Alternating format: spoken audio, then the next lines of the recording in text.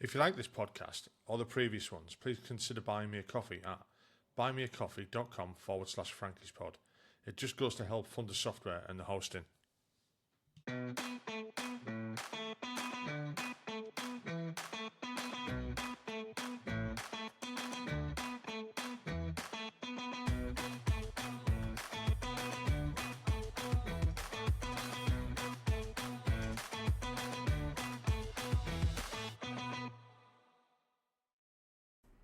Right, just before we crack on with this episode, just a quick word about our sponsor, KS Civils and Groundworks Limited, based in Leeds. They have over 296 years of combined experience in civil engineering and groundworks. Led by Director Carl Smith, their team is known for honesty, reliability and commitment to the highest safety and quality standards. They're proudly ISO accredited and fully CHAS Elite accredited. No matter the size of your project, KS Civils and Groundworks delivers professional, trustworthy service you can rely on. To learn more, visit kscivilsandgroundworks.co.uk. Now let's dive back into this episode. The podcast. This evening I'm talking to Roy G. Taylor, PhD. Roy served with the National Guard in America and is a recipient of the Bronze Star. He's currently a criminal justice and security consultant, having been chief of police for many organisations over many years. I'm looking forward to this story. Hi, Roy. How are you doing? Good, Frankie. Thanks for having me on. I'm looking forward to it as well. It's the same 5 questions I'm going to ask you that I ask everybody who comes on the podcast, which is, where did you grow up? What made you join the military? What was it like? Why did you leave?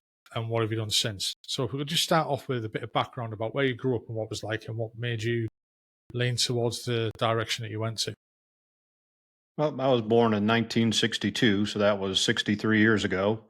And my dad was a part-time police officer and worked full-time for the Ford Motor Company. So every morning he would get up at 4:30 in the morning, go to the Ford plant, build cars all day, come home at 2:30, put his police uniform on, and work 3 to 11 p.m., and then do it every day. And he did that Monday through Friday every week. And then on Saturday morning, he would get up early and work a 7 to 3 at the police department, and then come home and cut the grass, wash the car, whatever else had to be done. But he had a very strong work ethic, and that transition to me, I picked up the same bad habits actually as he did, because it does take away time from family and recreational activities. So, but I grew up in a very Christian home, very strict, and again, my dad was a role model, being a police officer. So I grew up wanting to be a police officer. And at one point, I wanted to be an astronaut like every other little boy in that time because of the space race.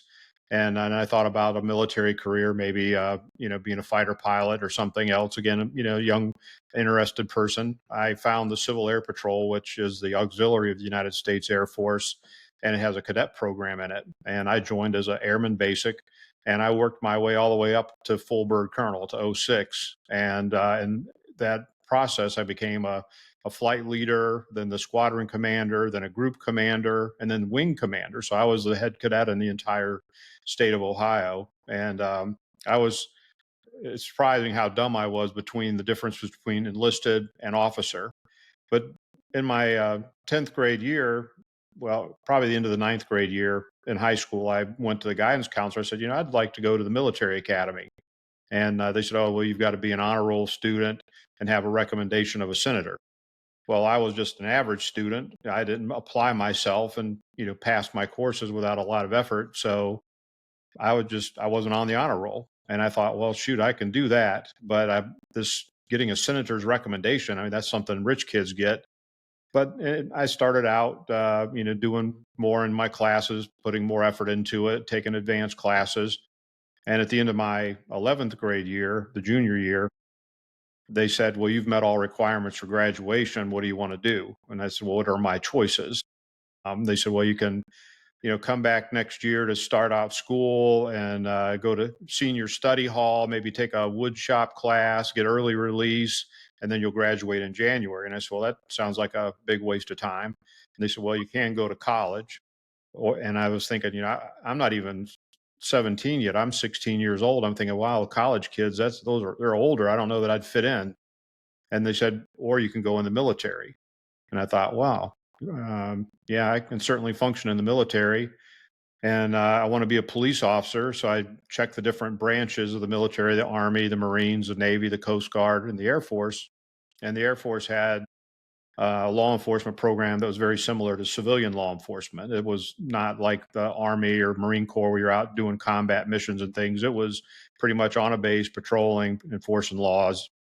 So I just said, well, I'll join the Air Force. So I turned 17 in June. My mom and dad, and I was graduated from high school. So they signed for me to go in the Air Force.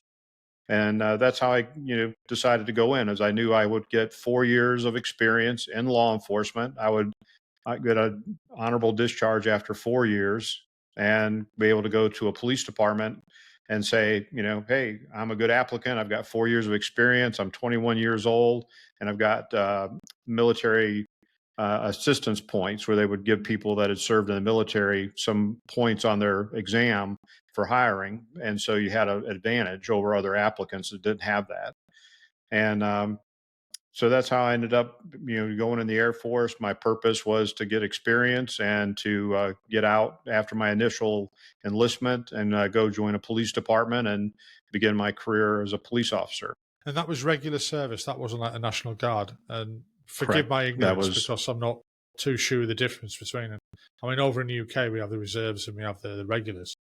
I just wondered what the difference between like the regular service and the National Guards. Yeah, regular service, United States Air Force full time. The National Guard, they say it's 1 weekend a month and 2 weeks a year, but it's not. It's, responding to every type of natural disaster, to emergencies, getting deployed to war.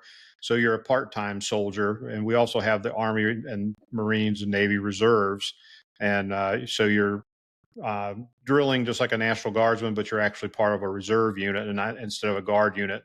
And the reserve units don't respond, or used to not respond to natural emergencies. They were pretty much just a backup for the full-time military. And typically the units never deployed together as a reserve unit. They usually got hand plucked for active duty units. Hey, we need a platoon leader for this type of platoon, and they would go find one in the reserve and then activate them. So usually with the National Guard, you deploy as a unit, you're at least a company size element when you go out on a mission. I mean, there's another question I've got on that, and I may be completely off the kilter with this. But the way in my little brain is, and watching movies and TV shows that we watch this side of the pond and stuff like that, is that the National Guard's not controlled by government, like federal. It's state per state. Is that true? Correct. Yeah. Initially, the governor of each state he's the commander in chief of the National Guard.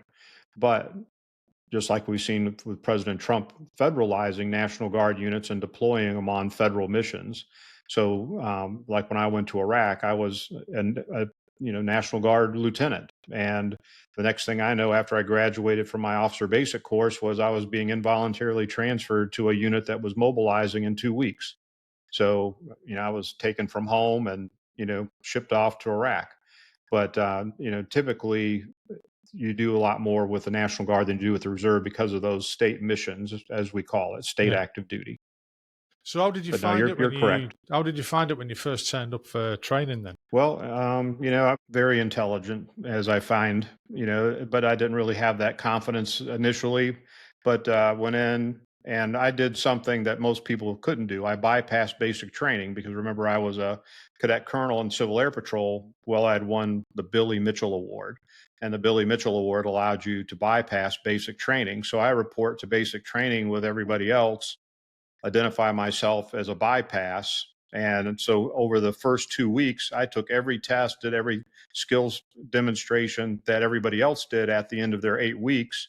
I did it in the first and second week by myself. So they would say, okay, this unit is doing the physical fitness test today. You go over there. This unit's taking the laws of war test. You go over there. So I'm, barely 17 years old, never been away from home before. And I'm on this huge Air Force base in Texas, Lackland Air Force Base in San Antonio.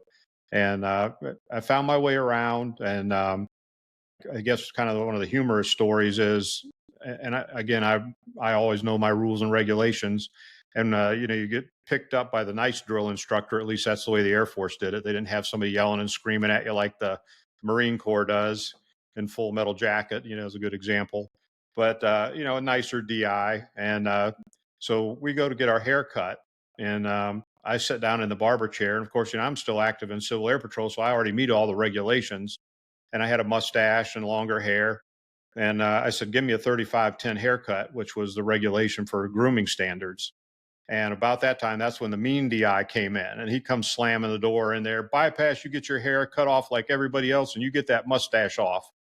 No, Sergeant. You can come back in 2 weeks when you fail, and you'll be getting it cut off. Yes, Sergeant. And so I was in basic training with long hair and a mustache, and I'd gone in as an airman first class on E3. And he said, you better get those stripes on your arm as soon as you possible. So when we got back to our barracks, I'd already bought a full uniform. So I went in and I put on my jacket with the stripes and all the logos on it and everything. And they're just looking at me like, holy shit, who is this guy? Because now I look like one of them because I've got name tapes and rank and, and of course everybody else just has plain green suits. So anyway, I bypassed basic training after 2 weeks and I went on to the law enforcement academy, and they saw that had been a bypass. So they knew I had leadership skills. They said, well, we're going to send you to a 2-week leadership school to be the class leader.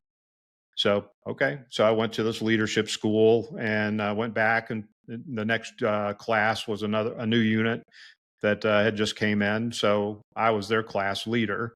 I think it was a 6-week law enforcement course. And at the end of that, I was honor graduate out of the police academy. And I wanted to be a dog handler, canine handler. So I had tested for that and selected. So I was selected to go to canine school. And I did that and graduated, and would have been eligible for honor graduate there if they had one, but they didn't. But my dog's certified. He was a green dog, as they called it, a dog that had no training. It was just donated to the Air Force. And I did all of its training, obedience and aggression and tracking and scouting and agility. So I taught that dog in a 12-week time period, everything it needed to do to be a in-service police dog. After that, I went to sunny South Dakota at Ellsworth Air Force Base. And I say sunny because I'm being facetious. It's in the middle of nowhere. And, it's very cold there. It's in the upper part of the United States, not too far from Canada. And it's a pretty desolate place. They say there's a woman behind every tree up there, but there's no trees. So there, it wasn't the best place to be a young teenager, And I got there in February of 1980.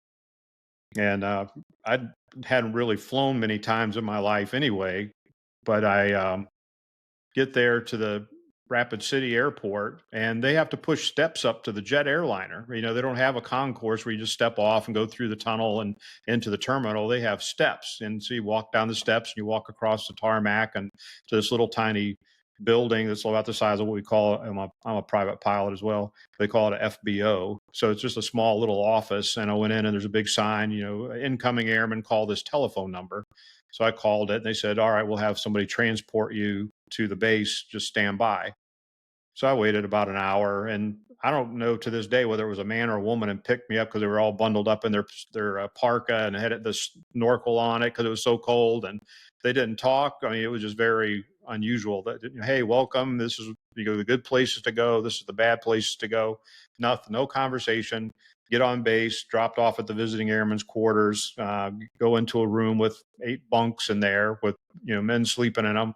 So I'm trying to relax, trying to sleep, and I get up early in the morning, probably 4 in the morning, and I go into the day room where the TV was, and I turn it on, and it's talking about sow belly reports and how soybeans are doing, and I'm going, what the heck is this? And I look out the window and I see a herd of jackrabbits, and these jackrabbits look like they're about 50 or 60 pounds, and they're just out there hopping along the fence, and you can see nothing but B-52 tails, through the iodine lights, and I'm going, what did I get myself into? I'm here listening about sow belly reports and seeing big ass rabbits. So it was a eye-opening experience for somebody that, had a fairly sheltered life and a nice, suburban home in Ohio. So being out in South Dakota was certainly a new experience. But that's kind of how I got into it. And I went there. I picked up a dog, signed to the police canine unit there, and started patrolling. And shortly thereafter, a couple months, they only had one bomb dog, and it was handled by a female officer, police officer, not a military officer. She was an enlisted soldier. And she decided she didn't want to be a dog handler anymore. She wanted to just go do regular law enforcement duties. So she gave up her dog and went to work uniform patrol. But they knew I was reliable. I really didn't drink. I was always at work on time. So they said, "Would you like to be the bomb dog handler?" And the downside is you're on call 24/7 and you can't leave the base without letting us know where you're going, when you're going to be back, what phone number you're going to be at.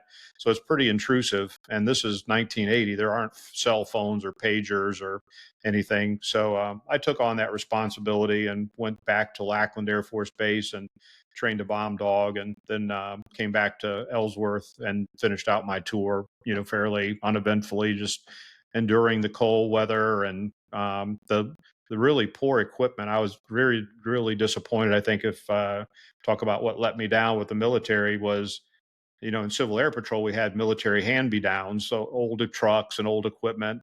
But I get to this active duty base. It's called the Show Place for SAC, Strategic Air Command, and this is 1980, and I've got a 1973 Dodge pickup truck. I mean, no lights, no siren, no police marking, just an old blue pickup truck that the heater stopped working in it. So they took the heater core out of the firewall. So now there's this big gaping hole there, and you have to tape it shut with cardboard. Otherwise, all the slush from the road would come up in there. So that means there's no heat, there's no defroster. And then you got a dog sitting beside you in the front seat of this pickup truck, and he's panting, steaming up the window. So you have to ride around in South Dakota in sub-zero weather with the windows down so that you can see to keep the dog's breath from fogging up the window. So it was a interesting experience. It wasn't what I imagined. I imagined, brand new shiny equipment and everything really being like it was on TV, but Yeah. the reality of it was much different. Yeah, I mean, I joined in 1985, and my first regiment I went to and the guns we were using, they were from the 60s. We were still using. I mean, there's still, to be honest, there's still some vehicles in the UK military that are probably that age, from that age as well. I mean, I left in 2012, and they were upscaling and recommissioning 432s that had been brought out in the 60s and just putting new steering boxes and engines and up armour in them. So I know your pain on that side of it. So when you've left there that stint in your life and you've gone applied for the first police force that you've got, like a civilian police force, to take it, how did they react to you coming from the military? Everybody, even then appreciated your service. And I, it was 1982, and the economy was very bad, and particularly in Ohio because of the auto industry and the steel industry. And so the steel plants were shut down, which meant the auto manufacturers were shut down, which also meant all this other types of industry that makes things for cars, like upholstery for the seats, rubber for the tires. I mean, it affected so many different professions. And the police department, obviously, they run on tax money. Well, if the public don't have income, there's no money to tax. And so I started taking civil service tests or written examinations, and they grade you on your knowledge. And after you get the test grade back, if you meet the cutoff, then you go back for a physical agility test. And if you make that cutoff, then you go back for a polygraph, a psychological, a physical, and then your name's put on a list, rank ordered on the score. And so I spent my first year, for the most part, just going around the state taking tests. And they have to have an active list by law, but they don't have positions. So I'm taking tests, spending money to travel to go to all these tests, and there's not even a job to be had. It's just you get your name on the list. So the very first test I took, because I'd never taken one before, was for the Sandusky, Ohio Fire Department. And again, not knowing what to expect, I just went in and I sat down and took it. And it was a general knowledge test, kind of like the ASVAB, Armed Services Vocational Aptitude Battery. It's a test we give soldiers and sailors when they want to join the military. A little more knowledge base in that. But anyway, I took that test and went through the process, and I ended up coming in number one on the fire department list. And then the next day I took the police department test and I came in number three on the police department. Well, they had 18 openings in the fire department. So I was hired to be a fireman. And so I started doing that and continued applying for police departments because that was what I really wanted to do. And I found a total of three different part time police jobs. So I was able to get my police officer certification and start gaining experience, but I just couldn't find a full-time job. So in 1986, I left Ohio and went to North Carolina. I was hired by the Cary, North Carolina Police Department, and I was the 36th officer hired. And Cary, again, this is 1986. They knew by the year 2000 that they would have over 100,000 population and have an inner beltway called Maynard Road, an outer beltway called Cary Parkway. So think about it. I mean, that's almost 20 years away. It's 15 years away, and they've already got it planned out. And it came to be by 1999, it was over 100,000 people. The beltways were finished, and it was a really nice community to work in. So that's how I ended up in North Carolina, kind of at the start of my full time career. So, I mean, you mentioned there about the steelworks and that closing down, and how that affected the structure. I mean, like you said, it affected everything. Did that cause a rise in crime as well? Not in the areas that I was working in. I'm sure it did have some impact on people, but there was unemployment insurance and social assistance, so families were able to make ends meet. So it really didn't rise in crime, and it made it difficult on the cities because they didn't have the money to hire full-time police officers. So I was a police officer, like I said, in three different communities, and I was making minimum wage, $3.35 an hour to be a police officer, and they could work me up to 32 hours a week without paying me full-time wages or benefits. So that's what I did. And as a fireman, I worked 24 hours on, 24 hours off. And I did that 3 days in a row. And then you had a 4-day break. So on my 4-day breaks, I would go work the police departments and, could almost get full-time hours in with them. Hell, I'm surprised you had time for anything else. Yeah, and I'm, got a wife and two young kids. So, yeah, but it was I'm very goal oriented and I always have to have a goal. And when I reach that goal, now I've got to set a new goal. My goal to that point in my life was to have a full-time police career and then work my way through the ranks. And so that was what I was focused on. And that's why I worked those three part-time jobs in addition to a full-time job. Not that we needed the money, but I needed the experience to build my resume so that I could get a full-time job. I mean, how different is the different police organisations in different states? I mean, we always, It's pretty I'm thinking back to Dukes of Hazzard and the Hazard Boss County, Hogg and Kentucky. stuff like Yes, that. that's I right. mean, I wouldn't imagine these. You get little towns like that where the police are like that. You know what I mean?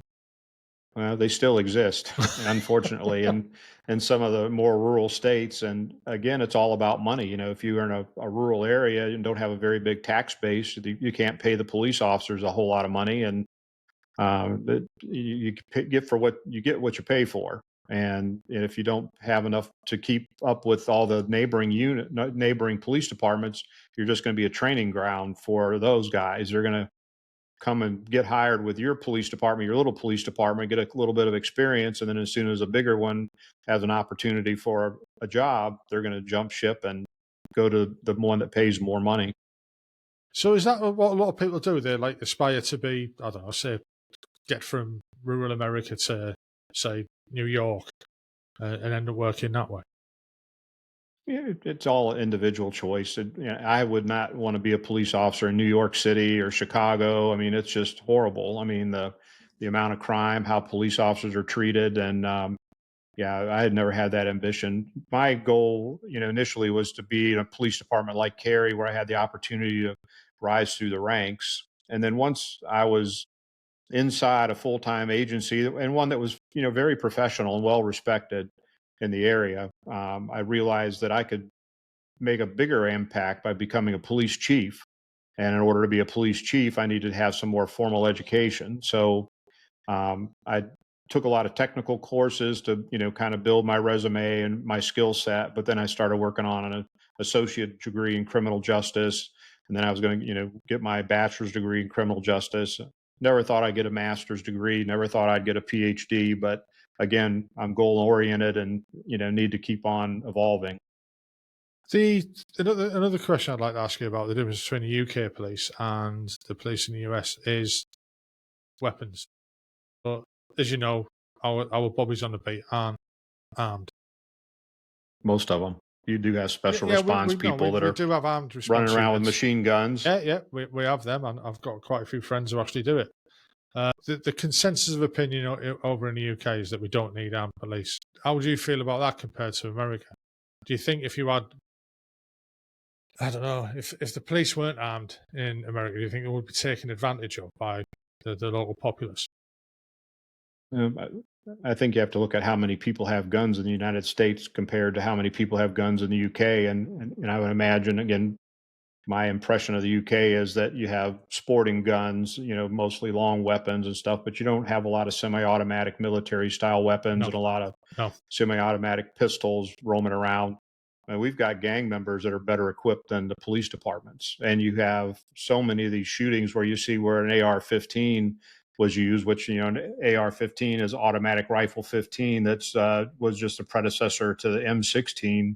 And the only difference is the breech, is configured in such a way that'll allow a machine gun fire to, rapidly fire bullets without an individual trigger pull. But yeah, it's just too many weapons over here. And you saw with the death of Charlie Kirk the other day. I mean, that was an old Mauser bolt action rifle, a 30-06. So, we've even got people, and even with the 2 attempts on Donald Trump's life, within the last year, right before he was elected, they, were long guns that, tried to assassinate him. So I just think with our history now and with so many people having guns that there's no way for a police department to be unarmed. And it's going to be interesting to see because one of my things that I care about is how we respond to people in mental health crisis. And we see a whole lot of them get killed by the police and they're armed with a knife or a stick or something like that, where I'm working on mandating training for all officers so that they have to go through more training on mental health. And we have increased the number of hours in North Carolina, but there's just so many situations today that the police get into that the ability to be unarmed just isn't feasible. And I agree. What I was going with I mean, with the mental health thing was that they're exploring having mental health technicians respond to a lot of these suicide calls and things that are mental health related instead of a police officer with a gun. So it's going to be interesting to see. And these people aren't armed and they're not police. They're just social workers or psychologists who want to go out and try to help. And so we'll see over the years how many of them get killed or kidnapped or injured because they're responding without a police officer or any type of weapon. And the interesting thing that I've found so far is you don't get a lot of applicants for those jobs. If you go through, get a master's degree in public health or psychology or get to be a psychologist or psychiatrist, do you want to go to a public housing area that's crime ridden, filthy? You don't know who's in the room next door to where you're staying and talking to people. Um, Educated people said, I'm not going to go out there. I'm not going out at 2 a.m. into a public housing area where there's drug sales and prostitutes and robberies. And, I want to be in a nice, bright, lit, clean, professional office setting where I can, talk to these people and try to help them. So, I've seen a lot of people lining up for those kind of jobs because unless they're going in response with a police officer, that's just too dangerous. I mean, that leads me on to the question that you've probably been asked before. The right to bear arms in the US. We see it over this end, and I mean, not all of us see it. But I know quite a few people say, get rid of everyone's guns, and you're going to have less gun crime. I mean, you've got the right to bear arms, and because we don't in the UK. I suppose I don't fully understand the mentality of people who want to carry weapons, whether it's open carry or concealed. or just to have weapons, because it's something. I mean, that thing on the wall behind me is a prop. It's a toy. The it seems a bit alien, if you know what I mean, for the want of to have weapons.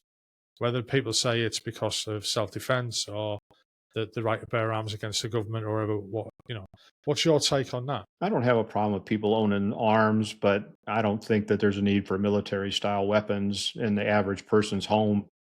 The reason for that, I think, is they don't understand the ballistics of that round. That if they fire that gun at somebody in their home, it's going to pierce the exterior wall of their home, go in their neighbor's home, go through several rooms and walls, and you don't know who's over there and who it's going to kill. I mean, uh,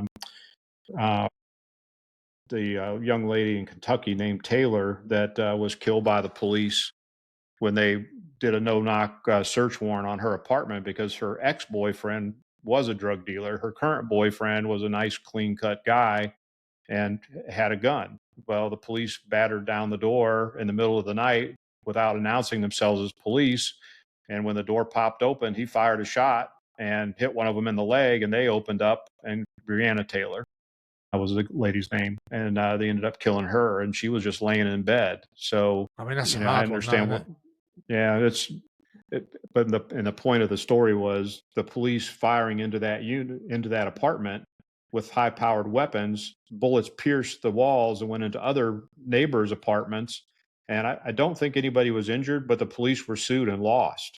And one of the officers was criminally charged because they're firing a weapon that's too powerful in that type of situation. So they would have been better off to be armed with shotguns, with not quite birdshot, but maybe not quite buckshot, somewhere in between. Because again, you have to think about the type of construction of the building that you're going into, um, innocent people that's surrounding the area. So there's such a lot of information you have to take, and this is not an emergency. This is a planned execution. This is a raid, and so those are the type of things that really should have been considered in their planning. Was okay, this is normal construction. It's not, brick walls. It's, just sheetrock and metal studs. So we don't need anything that's going to have a lot of penetrating power. We need to stay with handgun rounds or shotgun rounds. But anyway, that was the point, was even the police get in trouble for firing their weapons, and it goes places they didn't expect it to. And so that's why I worry about citizens having weapons that are very powerful, because I don't need to have a 308 rifle that's going to hit a target 1,000 meters away. I mean, that's not a home defense weapon, and we train on the M16 in the Army. Every soldier trains up to a 300-meter target. So, and again, your home isn't 300 meters long. So again, for home defense, I say, shotgun with bird shot in it, a pistol if you really think you need something. But again, it's kind of the American lure. They've always had guns, and it's just the culture. And there's just an ungodly number of guns out there. So, I mean, and it would different always. states have different rules, don't they? Like open carry and stuff like that. I mean, that's another thing I can't get my head around, open carry. If I seen someone outside, I mean, if I came to America on holiday and I seen someone walking down with an armor light, I'd be like, what the what's going on here? Like, Mm-hmm. it's Yeah, just beggars yeah, belief.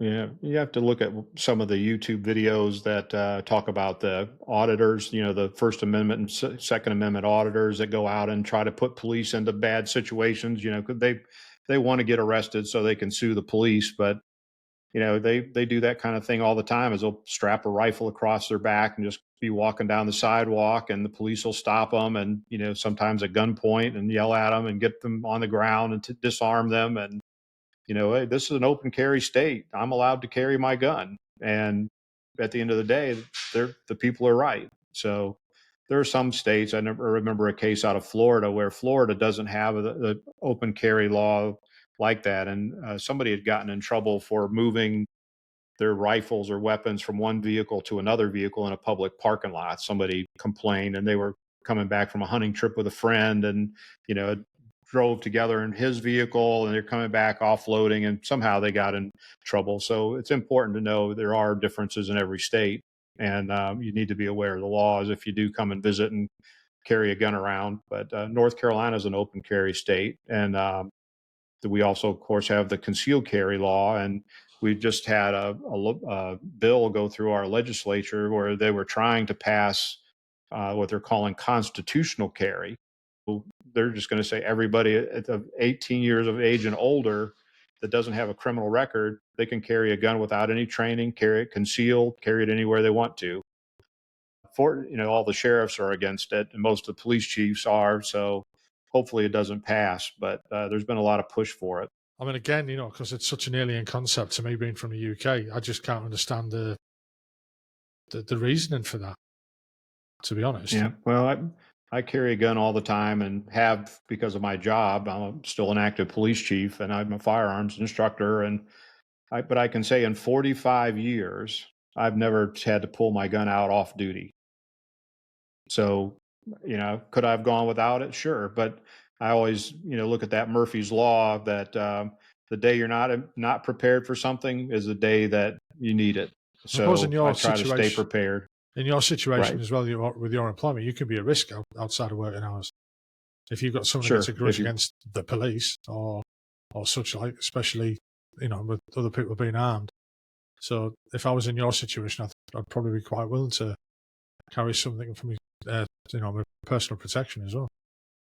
Right. And right after 9/11, President Bush signed a law into place called HR 218, the Law Enforcement Officer Safety Act, where he allows now all retired police officers and corrections officers, anybody that was in a law enforcement related field, and if you were a military police officer, you can carry. So I've got my retired credentials from the military police and have a concealed carry, to use as well as being an active police officer. But we've got thousands of people. I mean, one of my part-time jobs is doing the annual qualification with those folks because they have to shoot and qualify with each gun that they're going to carry. And that's where, in my opinion, that we fall short on the concealed carry for the civilians is they take one class and they fire a total of 30 rounds, and now for the rest of their life, unless they get arrested or something like that, they can carry a gun. I mean, concealed with no more training than that. And they don't even have to shoot the gun they qualified with. And I tell this story because it's true. I saw it. A guy came into the range and rented a 22 caliber pistol and qualified, did the 30 rounds with a 22. And then he bought a Desert Eagle. It was a 40, it wasn't the 50 caliber. It was like a 45 or something. It was a smaller caliber. It wasn't the biggest Desert Eagle, but he bought this monster gun that he didn't even know how to use because he'd never shot it before. But he he put it in a holster and walked out of the store with it loaded, not really knowing how it functioned and how much kick it's going to have. I mean, it's going to be it's night and day between that 22 they carried. Surprised he don't break his wrist the first time he fires it. I think we've gone enough on guns for now. And again, it's not a subject area that I'm that knowledgeable about. But it's, before we do leave that, the reason I mention it that way is that it's quite a passionate thing over here. That when we see like another school shooting in America and stuff like that, and we're just like, again, because it's so alien to us, we're like, why? Why is that happening? We have massive knife crime in the UK, which is in my view, is out of control. And thank God that we don't have the amount of weapons, because then we could be suffering the same way that it happens for you. But it does seem that there is a lot of school shootings, and I don't know whether obviously the people who are doing that aren't right in the head. They have mental health issues. They're not. It's not a normal thing to think of as to go and kill a load of kids. They've got to have something wrong with them. So I don't think gun control would change that. I might be right. I might be wrong. I don't know. What's your opinion on that side of it? One of the deadliest it may not be the deadliest anymore, but I believe it was in Michigan or Ohio. I don't think it was in Ohio. It was somewhere up in the area near where I grew up in the U.S. But a electrician was hired to wire up a brand new school, And once the school got in session, something snapped in him, and he decided he was going to blow the school up. And he went and bought dynamite and wired it up and blew down the school. Bloody hell. So, yeah, and that was many, many years ago. That was probably in the 40s or 50s. I mean, it was a long time ago, but it just shows you that there's been mass casualty incidents at schools, much longer ago, and it didn't involve guns. And, like when part of my job as provost marshal in the military, I did 8 years as a full-time provost marshal. Um, was handling the anti-terrorism things, and just knowing that the terrorists, they use a lot of knives, and they, would make a lot of weapons out of vehicles. They would weld knife blades to the hubs of vehicles, knife blades to bumpers, put reinforced bumpers on there, and their whole purpose was just to go down a crowded street or a crowded sidewalk and mow people down. We had that bad car attack in Nice, France, if you remember that, probably back around 2005 or so. And then, of course, we had one guy up in New York that tried to do it, got on a bicycle path in a rented van, and a New York City police officer was able to, stop him by shooting him. But that's the only reason he rented the van, was to get off the road and onto a bike path and run down joggers and people riding their bicycles, getting exercise. So you don't have to have guns to kill people. And as you're seeing, you're getting beheadings in the UK and all kinds of very violent behavior. So people are going to, kill other people. And it's always been that way. If you go back all the way into the Bible, if you believe in it, Cain killed Abel. So here's one of the first people on the earth, supposedly. And, one of them kills the other. Yeah, So, I mean, it's to say that it's human nature. It's a dark side of human nature, but not everything is. It's not everything comes up roses in the world. No. So I don't think we can legislate it out of existence. And so I think we need to have people that can protect others. And that's what the police role is. And taking the proper security protocols, having locking doors and cameras and things. You don't want the kids to think they're in a prison, but you also want to make sure that they can't be abducted, or that somebody can just come in off the road and start shooting them. So I think, these tragedies have led to some good safety protocols to help minimize that and make it more difficult for people to carry out those kind of acts. It's a sad reflection on the modern society that stuff like that becomes the norm for school children. They know they've got the locking doors, the bulletproof walls and stuff like this. I've seen quite a few videos where it's shown the stuff that can be put into the schools. Like the deadlocks for doors and false walls that pull out, and even bulletproof desks that you can hide in. Yeah, and stuff like that. And bulletproof backpacks for kids to wear to school. Yeah, it's just it beggars belief. But I mean, it's good that the ability for these people to be saved that way or to be protected that way is there. It's just that I think it's a reflection on modern society, not just in the US, but around the world. Things don't seem to be getting any better. You know what I mean? It's things seem to be. I don't know. It's just the way things. I think there's a feeling around the globe now of people they've kind of give up hope almost of things getting better. That's a bad thing to say, I suppose, but that's the way it comes across. And it's not for us to discuss here, because we could go on all night about stuff like that. So what got you back? I think it's. Sorry, go on. I was just going to say that. Well, when I grew up, and I'm older than you are, but we were doing the duck and cover under our desk because of a nuclear blast from the Russians. Yeah. We had those type of drills back when I was in grade school. And so, I mean, it's just whatever the new threat is. When I grew up, it was the threat of the Russians and atomic fallout. And, I knew all about how many wrenchings per hour you could have as a kid. I mean, a lot of things that we learned in Boy Scouts that just mind-boggling now. Wow, you knew all that about a nuclear blast and gamma radiation and all that, what it would penetrate. I mean, it was just a lot of information that we were given, and how to protect ourselves. I mean, thinking back, you're right. I mean, yeah, it was a different threat.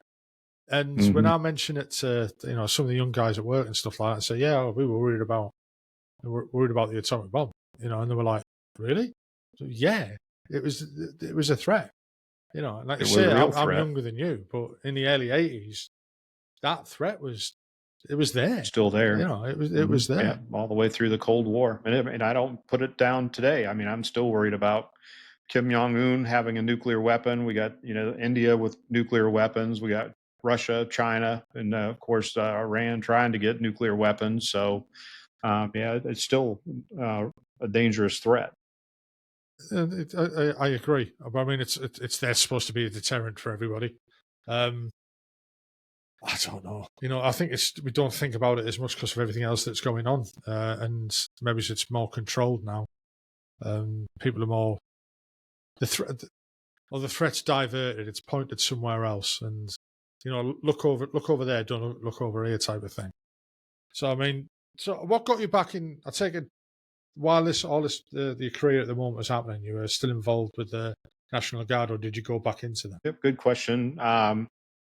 So I was out for almost 20 years, and I was a police chief and wasn't making a lot of money. I'm seeing because I'm living in the Cary, North Carolina area, Research Triangle Park, where people are making big six-figure salaries. And so I thought, I'm going to take a look at the private sector and see what opportunities someone with my skill set has. And I got hired to be an emergency manager in a global tech company. So I was in charge of all their security programs, emergency response, like evacuation, medical emergencies, and disaster preparedness. So that was a great role. But I missed doing something for the community. And my knowledge of the National Guard was, well, they just respond to hurricanes and tornadoes and snowstorms and things like that. They're there to help in times of crisis. And so I thought, okay, well, that sounds like a good way to, keep in shape because now I'm not on a SWAT team anymore. But I know if I'm an officer in the military, I can, I've got to meet physical fitness requirements. So I said, well, this will be a good weight control program for me, and I can, do something to serve the community. I never, in my wildest dreams at that point, had thought about going to war. I didn't think, I never knew the National Guard went to war. I didn't know their lineage, which is extensive. And I mean, really, the Guard's been in a war about every 10 years throughout history. You look at, even before World War One, but World War One, then World War Two, then Korea, then Vietnam, then Haiti, and just it goes on. Then Iraq and Afghanistan, and the National Guard, different units from different states are pretty much always deployed to a combat theater for the most part. Right now, they're deployed in the United States, unfortunately, but there's probably still units doing missions in Kuwait and different places like that where we have a presence. So yeah, I just didn't realize that was the case. But a pretty good story. I went to the recruiter and said I've got a master's degree. I'd like to be an officer. And I was probably 39 at the time, and they said, well, what are you interested in doing? I said, I don't know. I've been a police officer. I don't want to be a military police officer. I want to do something else. And I know I can't be a pilot, but I'd like to fly. I mean, is there like a crew chief or something that I could do to have a flying job? And they said, well, let's take the ASVAB. And I said, well, I maxed it out when I was, 16 years old. I'm sure I can do better today. They said, well, you got to take the test. So I take the test. And then I said, all right, well, let's talk. Well, we can't talk to you to take a physical. I said, I take a hazmat physical. It's more extensive than what you do. Take the physical. And I said, all right, let's talk. Well, we need ordnance, quartermaster, and transportation. And ordnance is basically, it's not ballistic ordnance. It's ordnance means mechanical repairs. It's basically the mechanics that fix all the vehicles. So I said, well, I'm not a mechanic. Logisticians, I don't want to be counting bullets and body bags and beans. And transportation, and that doesn't sound very interesting either. I said, we could have had this conversation weeks ago and I would have gone on my merry way. So I left, I was disappointed. I spent all that time and effort into this testing process. So the next day I get a call from the head recruiter and he said, sir, I see with your background, have you ever thought about counterintelligence? And I thought, I didn't know the Army had counterintelligence. I knew of intelligence, but no, I didn't know. He said, let me send over the job description for you. I think you'll like it. And it's job is to investigate espionage, treason, and sedition. And I thought, oh, plain clothes and a gun and a badge. I said, you know what? That does sound like something I would like to do. So he said, well, you're right at the edge of being an officer age wise, but you can be a warrant officer up to 45.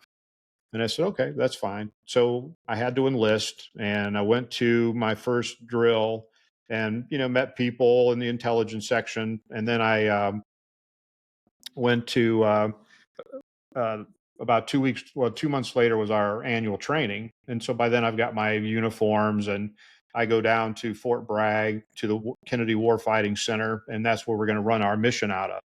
And so I'm looking at the map of the battlefield and I'm hypothesizing what's going to happen. And I'm saying, the enemy's going to be up here.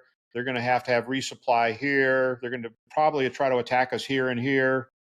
And, but I'm just talking, but I didn't know that the colonel, the head guy in front of our organization, was listening. And so over the course of the next 2 weeks, the battle unfolded exactly like I said it would. And so I get called into his office when the exercise is over, and he said, "You've got a friend in the white cell, don't you?" I go, "I don't know what a white cell is, sir. I mean, I've only been here a month. What's a white cell?" And he goes, "How did you know what was going to happen?" I said, "Well, I mean, the enemy is just like criminals, and criminals are always going to strike at the weakest places." And I said, "I'm familiar with the type of equipment that the opposing side had, and I knew what their ability to travel was, fuel distance, what their weapon capabilities were." And he goes, "You're not going to be a warrant officer. You're going to be an officer. You're getting a waiver. You're going to OCS." Yes, sir. So OCS, Officer Candidate School. So I was still within the age limit. 40, I think, was the age limit, and I turned 40 while I was in OCS. But I went through OCS at 40 years old, and I was class president and honor graduate. At the end of it, so it was interesting. I mean, we get out there for our first physical fitness test, and all these people are 20 years younger than I am, and they said, "Who's going to run the 2 miles in 12 minutes?" And nobody raised their hand. "How many of you are going to run it in 13 minutes?" And I was the only one to raise my hand. And they said, "Grandpa, you're going to run it in 13 minutes?" And I said, "Absolutely, Sergeant." And I did, because I always ran 2 miles. That was what we ran for the SWAT teams. So at the beginning of OCS, I was in better shape than the young guys, but eventually, after conditioning, they were ahead of me. But Yeah. I got in there. So we're down at Fort Benning, Georgia, finishing our OCS, doing our combat lanes. And three full bird colonels come down there to see me. And they said, "All right, candidate, we're not going to let you branch military intelligence. You're going to have to branch ordnance, quartermaster, or transportation." I said, "I didn't join to do things with people that could barely pass the ASVAB. I joined to do intelligent things with intelligent people." And they said, "Well, that's where we need you. So you pick what you want, but it's one of those three." So I ended up choosing transportation. And that's what I deployed at as a transportation platoon leader to Iraqi freedom several years later, right after I finished my officer basic course. So, that's just how the military does you. They promise you one thing and then give you something else, and you better Yeah. like it. And I think we've all I thought suffered about that. it. Yeah, I went home and talked to my wife about it. I said, "I'm really disappointed. I'm not going to be doing what I want to do." But, in the National Guard, they usually don't do what they're assigned to do. There's usually ongoing training and equipment maintenance and different types of missions. So you really don't do whatever your job is. And I can imagine, as a counterintelligence agent, there was going to be very many sedition or espionage or treason cases for me to work. They would have had me doing some other type of work in the intelligence section, weather, ground, the topography. I mean, there was other things to intelligence, but so I said, I put a lot of effort into it and I want to help the community. So I said, I'll stay in. And I said, there's a transportation unit just in our town in Durham. I said, I'll just ask to transfer there. And that's what I ended up doing. And then later on, once I got back from the war, that's how I ended up transitioning back into the military police role and into the provost marshal. I mean, that leads me on to the Bronze Star, and I've got to ask you about that. And it Yeah, was that presented was to you for good. valor. Is that correct?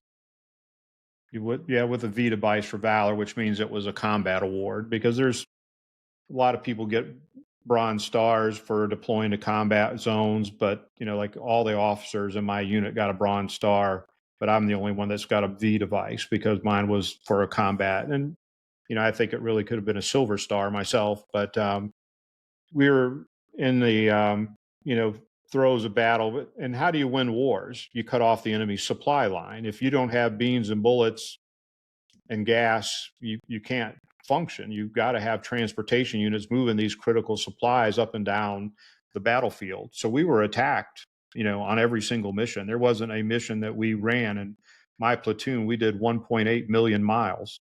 I did over 500,000 miles as one of the leaders of the convoys, and my platoon sergeant did the other half. We split the missions down the middle, and he'd take one and I would take one.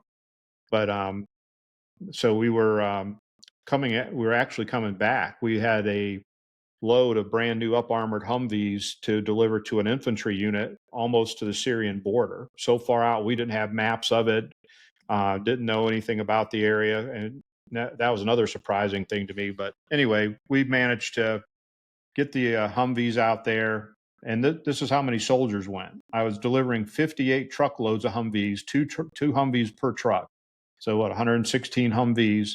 And it was me, my driver, and my gunner. We're the only soldiers. Everybody else is a foreign national contractor, all mostly Filipinos.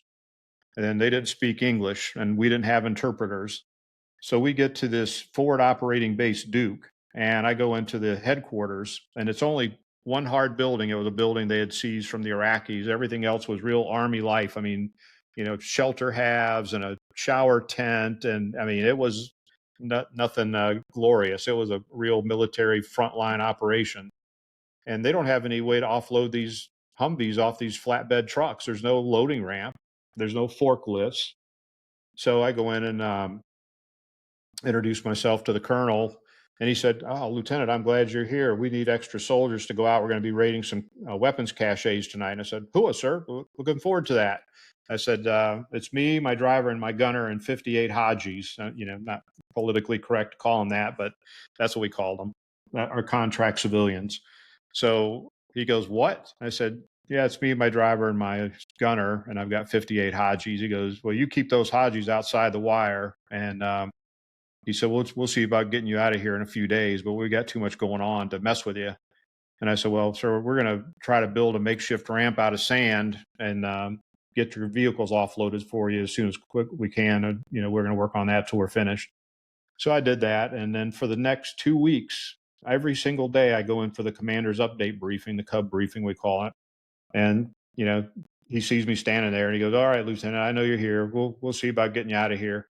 So finally, after 2 weeks of doing that, living outside the wire, living in a Connex box, 40-foot container with old MREs and old water bottles. I don't know if they were expired or what, but they had bulldozed them out there before we arrived. And that's what we lived off of. They didn't have a chow hall and we weren't given supplies. So I go in finally after a couple weeks of this, and he said, "I think I can get you out of here today." He said, "I'm going to have Sergeant so-and-so and another sergeant get you out of here." And I said, "Okay." So I went over, introduced myself, and I said, "Now, have you done a map recon of this route? And you know that the bridges that we have to go across here will support a 18-wheeler weighed about 40 tons. "Oh yeah, we did a route recon. It's all good." And I said, "Okay." So we, line up and get out, and we don't get down the road probably more than 30 or 40 minutes, and we come across a bridge that's made out of utility poles, not not sturdy enough for these trucks to go across, and certainly in the way it was constructed, it wasn't high enough. The cross members were too low. They would have hit about in the center of a truck's windshield. And I said, "You guys don't know where you're going, do you? You didn't do a map recon. Get out. Just go back to your colonel." And I said, "I'll take it from here." So we went right down through the middle of Sadar City. And this is when Sadar himself was in power. And we actually had a memorandum that I kept a copy of it and still have it in my memoirs somewhere that said, "Anybody wearing a black tunic with a green sash, shoot on sight with weapon or no weapon, kill them. Everybody that wears that outfit." I said, I don't know if that complies with the rule of war if they don't have a weapon. So I'm going to keep this piece of paper just in case I ever find myself being court-martialed if I have to shoot somebody. Fair point. So anyway, we go through Sadar City, and these trucks, the city streets were not designed for 18-wheelers. So we're tearing down telephone wires, power wires. We're scraping cars as we go through these narrow streets. We're not doing anything on purpose, but that's just the way the road was. But I was just waiting, waiting for gunshots to start raining down on us from the higher elevations. But nothing happened. We got out of the city okay, and then we're getting back onto the main supply route that was near there. And I'm watching all the sand from under the blacktop just cave in with the weight of these trucks. And I didn't know if I was going to get, all 80 of those trucks back up on the highway or not, because I didn't think the road was going to hold up long enough. But fortunately, it did. And we started heading back south toward Kuwait.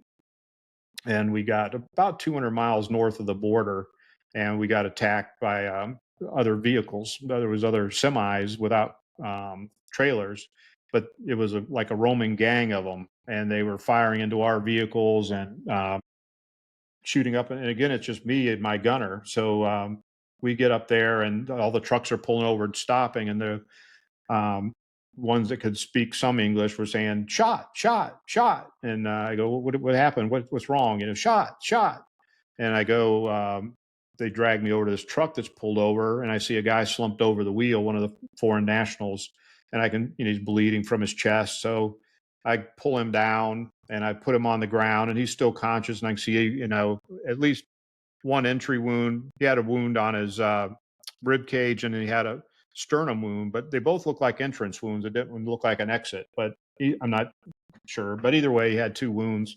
So I took my combat dressing off my field gear, and I plugged up the one hole, and I turned to my driver and I said, "Give me your combat dressing." And he's like, and I go, "What do you mean, He go, "I lost it." Hmm. And that's the only first aid equipment we have. I mean, there is nothing else. And so I take the dressing I had out, cut it with my field knife, and plug both holes. And the guy's scared, obviously. And I'm saying, "Hey, if you're going to get hurt with somebody, I'm a trained medic. I'm going to make sure you stay alive. So you just relax. I'm going to be here with you the whole time." So we don't have radio communication with anybody. We had what was called mobile MTV, mobile tracking, MTS, mobile tracking system. And so I could send like text messages to my headquarters. So I, gave them a 12-digit grid, so they would know exactly where we're at. And I said, I have one civilian driver, multiple gunshot wounds to chest, need immediate dust off, which was code word for helicopter. And they wrote back, "Negative, enemy activity in the area is too high, continue mission." I said, "Patient critical, cannot continue mission, send helicopter." And they wrote back, "Negative, blow up the truck, continue the mission." Said, "Patient's critical, I can't move him." And they said, "Continue the mission." I said, "Okay," but fortunately, before we got everything packed up, two Iraqi police trucks came by, and one of the police officers could speak some English, and he said that the nearest hospital was about 25 miles away. And I said, "Well, would you transport this man to the hospital?" And they said they would. And so I wrote down as many things as I could, bumper numbers and stuff off their vehicle to, write my report. And they took him. And I thought, well, that poor guy is never going to be seen again. But he was. They actually patched him up and got him back to the border. And several months later, the Al Hamadi trucking company that had the contract for the U.S. Army's services that this guy worked for uh, renewed their contract. And they threw this big lavish party for all the Army officers. And we, of course, we couldn't wear our uniforms when we went, but out of all the white bald-headed guys there, and there's a lot of them, this guy recognized me and came up and hugged me and thanked me for saving his life, and gave me his name and contact information in Pakistan, where he was from. And so it was a good turnout. But anyway, so I got the Bronze Star because during an enemy ambush, I was able to keep innocent civilian alive and was able to evacuate him out from the combat area and save his life. So It that's was how I got lucky, the very lucky the Iraqi police come along for him.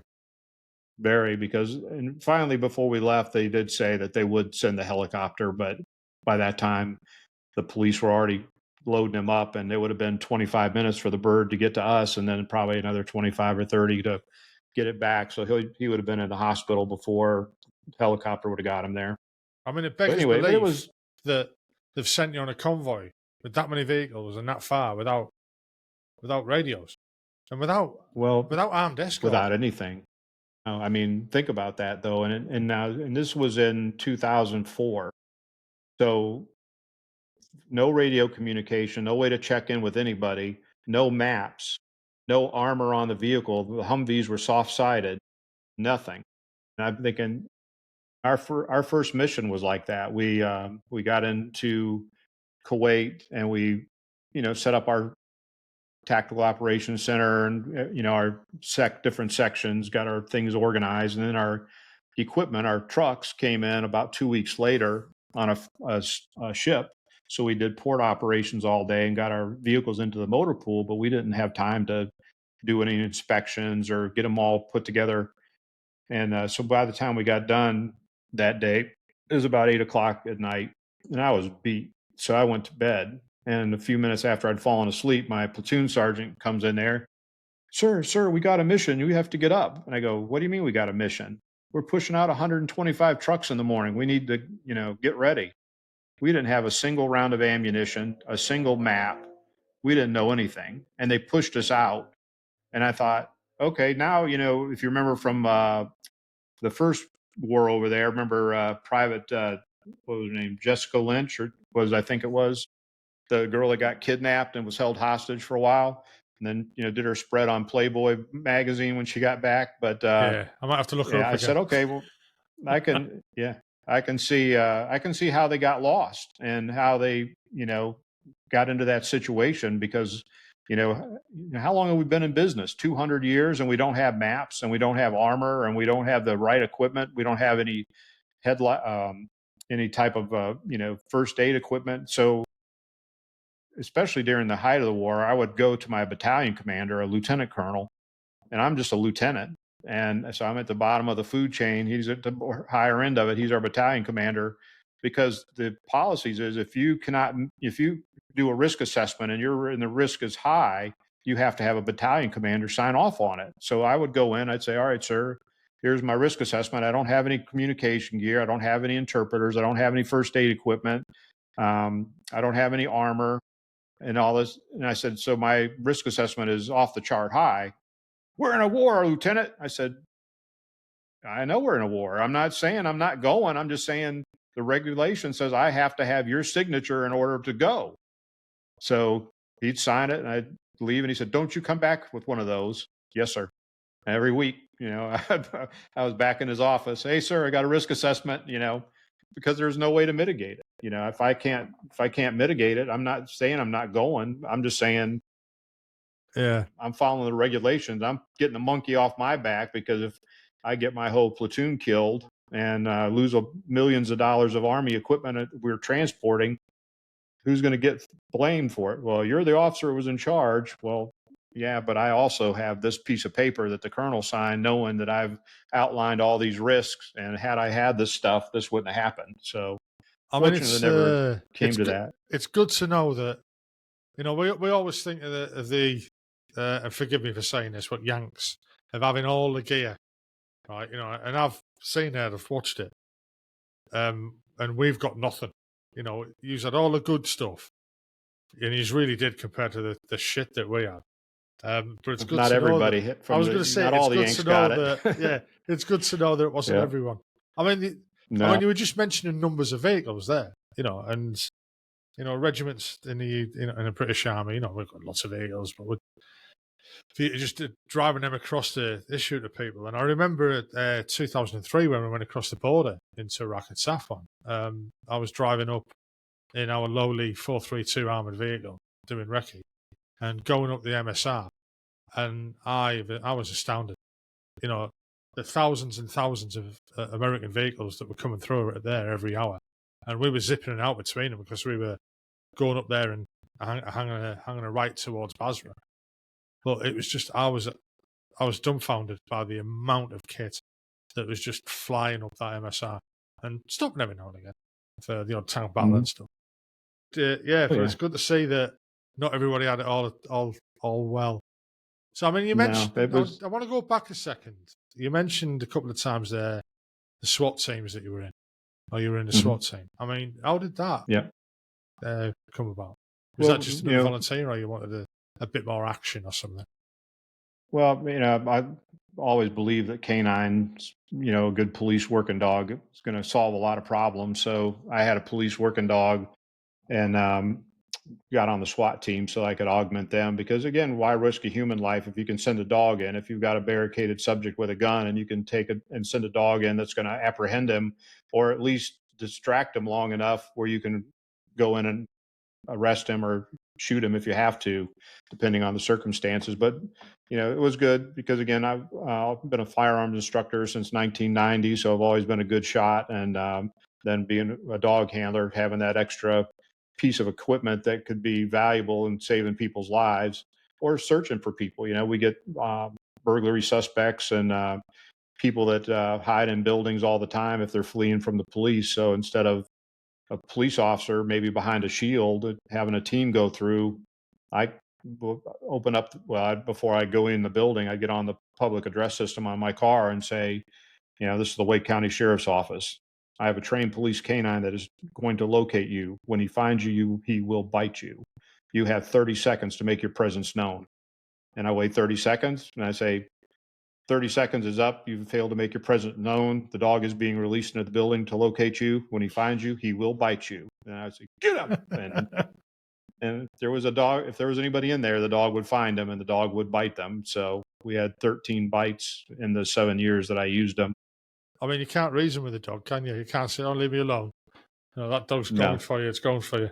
Yeah, he knows you're the enemy, and you imagine some hairy moments working with the SWAT. Then is that, or were you quite lucky? Very lucky. Most everybody at the end of the day gave up. And again,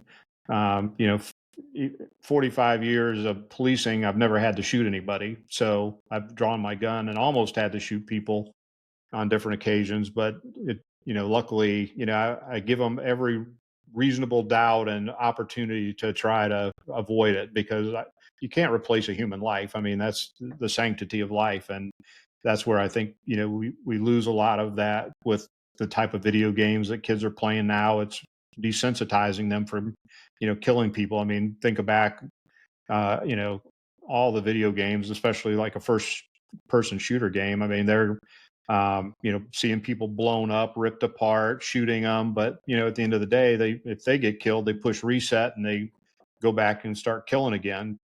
I think it's desensitized people. And I think that's one of the reasons we have as much, gun violence as we do, because we've desensitized it. And at least, here in the United States. Oh, so I think that's, I don't think it's just the United States. I think that's one of the societal problems. Yeah, like you say, it's a societal problem. I mean, it's not just like video games.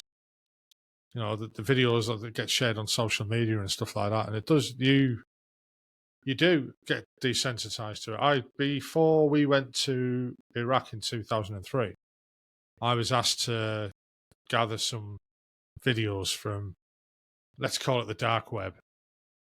I don't believe that the dark web exists. It's just the web. You just need to know where you're looking. Mm-hmm. Yeah. And we were doing a conduct after capture lesson training. And what I had to do was, for one of the officers, I was quite good with tech and stuff like that at the time. And they said, right, can you go off and find some videos and stuff that we can show, to show people what could happen to them. Yeah, when you first see some of these things, they stick with you and they upset you, and you think, oh, mm-hmm. And then all these years later, I'm seeing stuff like that on clips on Facebook. To regular TV. Yeah, just on social media. I pick my phone up and somebody's posted a video of somebody being decapitated or being shot, and you're just like, there's lots of them going around at the moment in the Mexican cartels and stuff like that. And maybe I've just got sick friends and I'm in the wrong algorithm, I don't know. But it's, you just kind of, and I'm as guilty as everyone else is now. You're just swiping away. You just, another one. That's years and years ago, that one wouldn't have happened. So I think it would have affected people a lot more. And I think you're right, it's a societal shift that it kind of has desensitized people to humanity. Yeah, it's very sad. After the Civil War, that's when we started using human-shaped silhouettes because they found, well, like at the Battle of Gettysburg, I think one soldier loaded 23 musket balls in the rifle. He would pretend to shoot it and then get back down in the bunker and put another ball in. And, after he finally got killed from sticking his head up one too many times, when they were going through the equipment, they found that he had stuffed 23 balls in the barrel. And I think there was another guy they found that had stuffed in 18 rounds. And so there were just people that were adverse to killing and just couldn't kill another person even in war, and ended up just pretending until they finally were taken out by the other side. And after that, though, the military realized that they needed to start desensitizing people, so they came up with the silhouette targets in order to do that. I mean, it's our training, isn't it? When you think the job in the military is to find, fix, and destroy the enemy, and that's not a normal thing for normal people to do. So none of us are normal anymore. And you're right. It's trained into us, and hopefully, thankfully, I've not ever been in situations where I've act on it myself, even after I've been in the army for 27 years. But there's these other situations where other things have happened that are not for a place like this and so on. Right, so we'll go back to the military side of it then. And then you mentioned after your stint in Iraq, you went provost marshal, was it? Yeah, the provost marshal. So I got back from the war, and my employer, in violation of federal law, laid me off because I'd been away now for almost 2 years. I was gone to my officer basic course, which was almost 6 months long. And then I was, within 2 weeks of coming home, I was deployed to Iraq. And so I had to go out to the western part of North Carolina to meet my unit and start training. And then we moved all of our equipment in a convoy down to Fort Stewart, Georgia. And then once we got down to Fort Stewart, we, started doing some training. But by the time I got back, I mean, I was probably 22 months that I'd been away from work. And they said, well, your position's been eliminated, so we don't need you. And I said, well, you can't do that. And they said, well, we're just rolling your emergency management position into our safety office, and we have a safety officer. And I said, well, he was hired after I was. He's only got a bachelor's degree in safety. I've got a master's degree in safety. So I have to be the one given the job. He needs to be laid off. But they said no, and so I ended up having to, file a federal lawsuit against them that didn't really go anywhere because there were so many other cases, and we found out that that law to protect soldiers has no punishments. So what good is a law that has no punishments? It's just a feel-good law. So every time I hear the USERA, as we call it, briefing, it just makes me mad because if there's no teeth in the law and employers can just ignore it, then what good is it? But anyway, but that put me back into the job market, and I decided I missed being a police chief. And so I applied and was hired to be the chief of police for the National Geospatial Intelligence Agency in Washington. And so that was quite an honor and an interesting job. So I, moved up to Maryland, and I didn't want to drive home every weekend, and especially for drill weekend.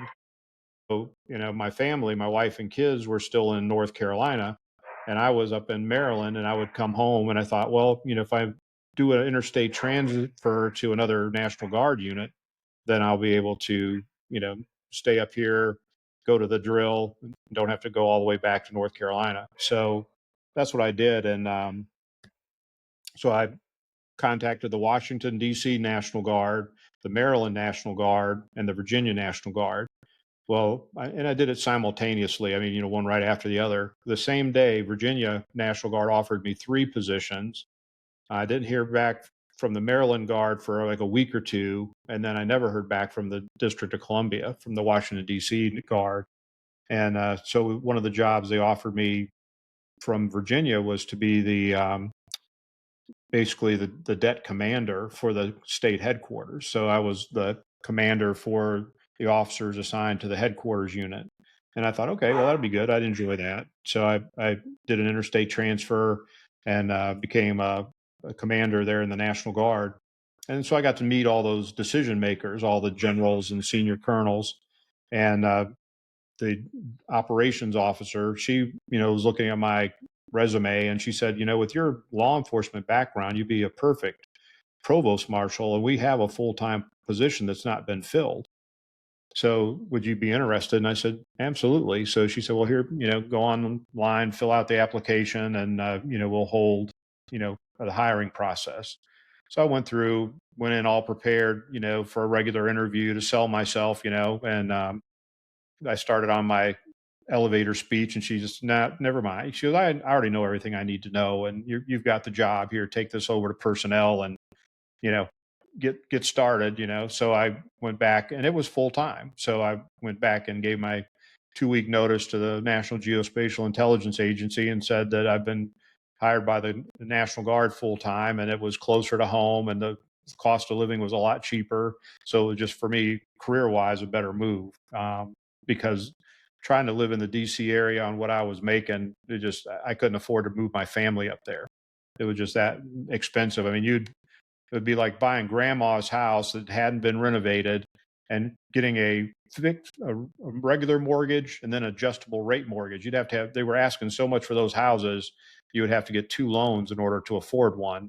And then, one being adjustable rate, and interest rates continuous to grow, your payments are going to continue to grow, and the house needs to be fully remodeled. So we just decided that the family would stay in North Carolina until things changed. And so by taking that full-time position, I was able to relocate the family, and ended up keeping both homes. I bought a nice house in Southern Virginia, and then kept my home in Durham during my duration up there for 8 years. And what was that like, being working with the provost, being in charge of it? I enjoyed it because our adjutant general, he was very worried about a terrorist attack on National Guard units because we're so close to the District of Columbia. And being that close, likelihood of something happening in Northern Virginia was very likely.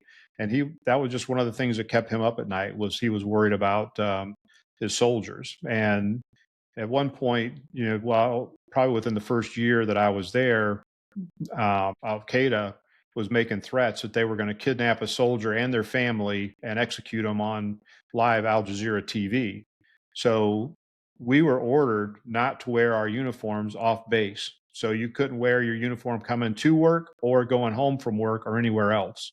And I recommended, as a provost marshal, to scrape all your stickers and everything else off, because, I don't know if they did it in UK, but American soldiers, if you're in airborne and have airborne wings, or if you have, you're a artillery guy, got a cannon, or they're proud of what they do. So they have stickers and things, logos on their cars, personal cars, that identify them as soldiers. And I would give presentations to all the units and say, I know you're proud of this, but think about it. You're at Walmart shopping with your family, and you got the kids in the buggy, and the grocery cart's full. And the next thing you know, a group of men pull out weapons and knives, and they abduct all of you and duct taped you, and then end up killing you on TV because you had these stickers on your car and identified yourself as a soldier. So I don't know if it made any sense to them, but that was my point, was to try to keep them safe. Definitely. And it's all about counterintelligence, basically. I mean, I enjoyed it because in the it UK, was a perfect opportunity. Sorry, go on. No, but it just, at the time that I was the full-time provost marshal, was a pivotal time in American history. After 9/11, the war on terrorism was raging, and there was a lot of attempted attacks on the United States. One of the things that worked out really well for me, that I really enjoyed, was becoming a part of the FBI Joint Terrorism Task Force in Virginia.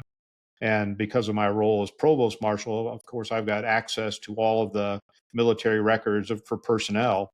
And so I was able to be sworn in as a federal law enforcement officer through the U.S. Marshal. So I had, badge and gun credentials.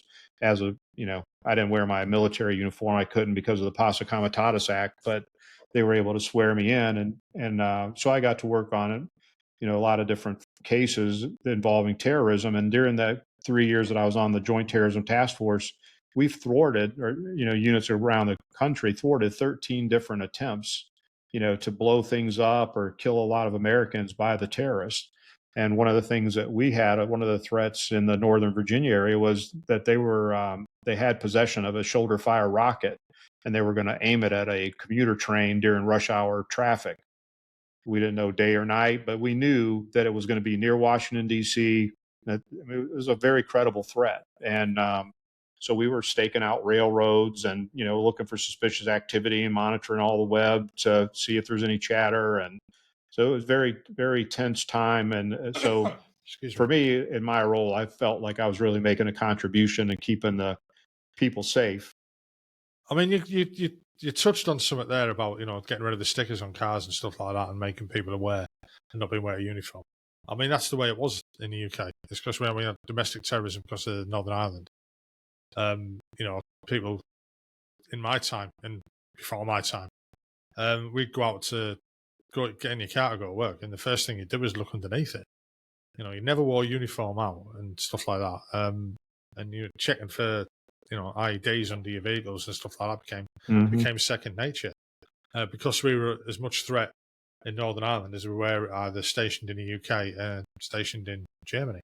The barracks got attacked in Germany and in the UK, and people were killed by the IRA and other organisations.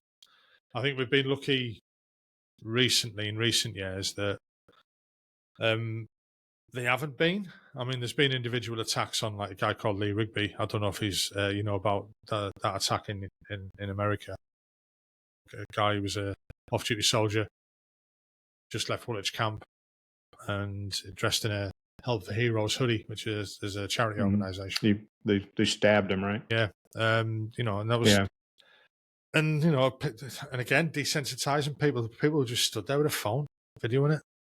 Instead of trying to help this guy, all right, they were armed, and again, maybe this is a different mindset for myself, but I would hope in that situation that I would have tried to do something, and again... You would hope so. And you being you, with all the organisations and the mindset that you've got, I would imagine you would have stepped in as well, or tried to.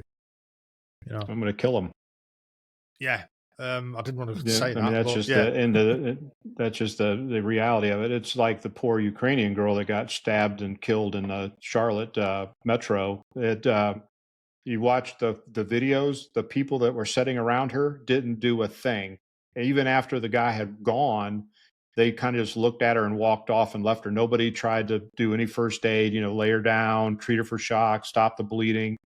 It probably wouldn't have helped, but they didn't do anything. And that just such cold and callousness. And maybe because they were shocked, maybe because they were scared, maybe they didn't know what to do. But, nobody stood up and called 911 and said, hey, there was just a young girl stabbed. The guy is wearing these clothes. He's getting off the stop at this location. I mean, there are just so many things you can do without actually, intervening physically. But it didn't appear they did anything. And that's just heartless to me. I mean, one of the things that shocked me about that, and I know it's probably out of context for this podcast, but one of the things that actually shocked me about that is it didn't make, it didn't make the news worldwide. Because I don't want to throw the race card around, but because she was white, and it's just that's my personal view. That's the way I see it. No, I wasn't going to turn it on either, but all the people on the bus or on the train with her were black as well. There were like 6 people that, not including the suspect would have been the 7th, but those other people just stood up and left this poor young girl die. And, it doesn't matter what color you are to me or what race, religion, or sexual orientation. Everybody's a person and everybody has the right to live and do so in a peaceful environment. And that's what I've, dedicated my entire life to. Sacrificed, willing to sacrifice my life and come close several times. But, that's kind of what I felt like I was built to do. And, I've always felt like I was trying to make a difference. I mean, and again, not trying to push the point too much or upset anyone who's listening to this, but I think if it had been the other way around, there'd have been a lot more uproar. There would have been a big outpour of, there would have been another George Floyd riot over here. But it's made a lot of headlines in the U.S. I mean, it stayed in the news cycle for a good week. And actually today, I believe our legislature in North Carolina honored her by naming a bill after her that will increase punishment to include the death penalty. They're going to try to bring back the death penalty or make it a little bit quicker. They're also going to put restrictions on cash bail. I mean, that, it's a totally different environment over there.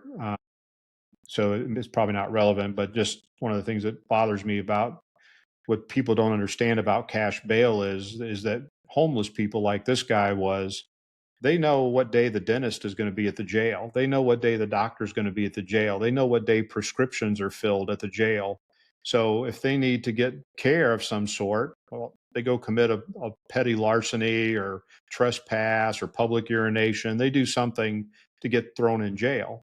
Well, the cash bail is, well, why should we pay $300 a day to house and feed and clothe you and give you whatever special treatment you think you are deserving? Or I, as a magistrate, a judge, can write an order that you're going to appear in court on a certain day and not put you in jail. This guy they made a big deal of. He's been a criminal for 10 years. He's committed 14 crimes. Why is he out running around? Well, because he served his time. Most of his crimes were petty.